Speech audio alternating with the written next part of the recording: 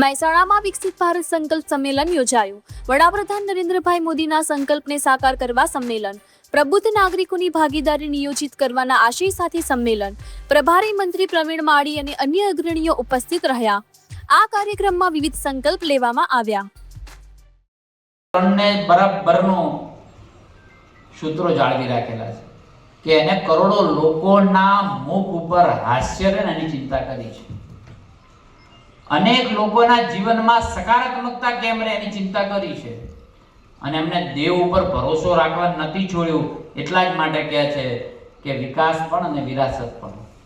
આજથી 12 વર્ષ પહેલા મંદિરોની હાલત આપણા દેશના મંદિરોની જોઈ લો અને હાલની જોઈ લો. ફરક દેખાય છે તમને? ફરક દેખાય છે તમને? દેખાય કે નથી દેખાતો? તો આ નરેન્દ્રભાઈ એના વિચારોને સમજવું એટલે અનેક ગણું અને એની યોજનાઓને લાગુ કરવા માટે જનપ્રતિનિધિઓ પણ પૂરેપૂરું એમાં કામ કરતા હોય છે. તમે કોઈ પણ ધારાસભ્યના ત્યાં જાઓ તો એના તે અવિરત રીતે કોઈને કોઈ રીતે યોજનાઓના કામ ચાલતા જ હોય છે. કાયમ માટે અમારા ત્યાં હું પ્રભારી મંત્રી છું એટલે તમારા કામ લઈને આવે કે આજે આ અમારા ગામમાં સુવિધાઓ નથી, આ નથી, પેલી નથી, બધી કરતા કરતા કરતા કરતા આજે અહીંયા પહોંચ્યા છીએ આપણે. અને હજી કંઈ વિકસિત નથી થઈ ગયા આપણે.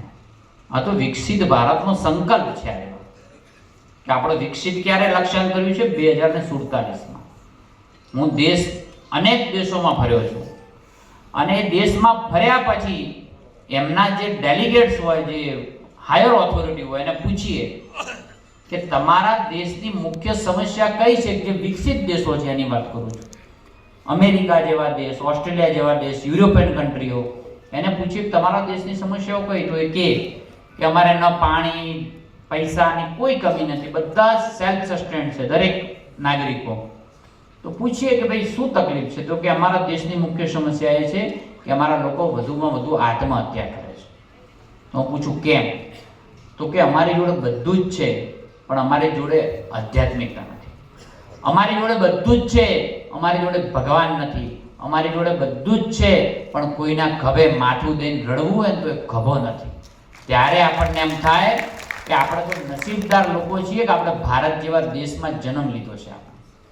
આપણે કોઈ તકલીફ પડે ને તો મંદિરે જઈને હાથ જોડી દઈએ, કુળદેવીની પ્રાર્થના કરી દઈએ તો ડિપ્રેશન જેવી વસ્તુ દૂર થઈ જાય છે. તો એ સાંસ્કૃતિક વારસો જાળવી રાખવા, ડેવલપ કરવા માટેનો નિર્ણય લીધેલો છે. અનેક જગ્યાઓ ઉપર આપણી જે સંસ્કૃતિ છે, કુટુંબ પ્રબોધન એટલા માટે જ કહેવામાં આવે કે આપણી જે સંસ્કૃતિ છે ટકાઈ રાખવી પડે. જો આપણા બાળકને જો ગીતાનું જ્ઞાન નહીં હોય, આપણા બાળકને ધર્મનું જ્ઞાન નહીં હોય તો એની પછીની પેઢીને તો નથી જ રહેવાનું. એકદમ નક્કી જ છે, ક્લિયર. તો આપણી જવાબદારી છે આ સંસ્કૃતિને ટકાઈ કેમ રાખવી.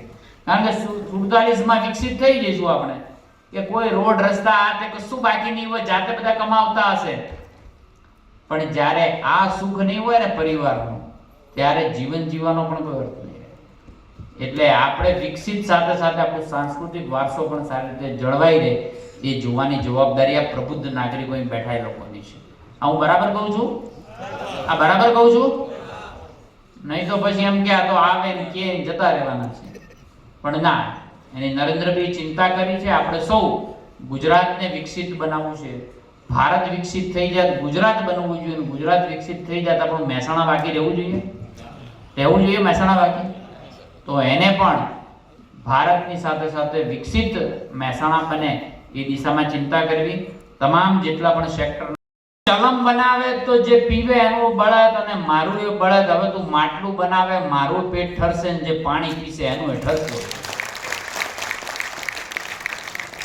આ જ વિચાર છે નરેન્દ્રભાઈનો. કોઈની આંતરડી ઠારવા માટેની યોજનાઓ બનાવે છે અને એના લીધે જ આયુષ્યમાન ભારતની યોજના આ લોન્ચ થઈ.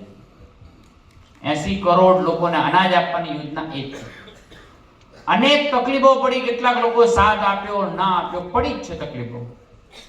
અને તકલીફ તો કોને નથી પડી? કર્ણે પણ કૃષ્ણને કહ્યું હતું કે ભાઈ મારી સાથે સતત અન્યાય થાય છે, મને દ્રોણાચાર્યએ શિક્ષા ના આપી, મને સ્વયંવરમાં સુતપુત્ર કહીને ભાગ લેવા ન દીધો, તો તકલીફ મને પડે છે, અન્યાય થાય છે. ત્યારે કૃષ્ણ એવું કહે છે કે કર્ણ, તું અન્યાયની વાત કરે છે? અન્યાય તો કે મારી સાથે ખૂબ થયો છે. હું મારા માતાના ગર્ભમાં હતો ત્યારે મને ખુદ મારા મામા મારવા માટે ફરતા હતા. મારો જન્મ જેલમાં થયો, ઉછેર બીજી માના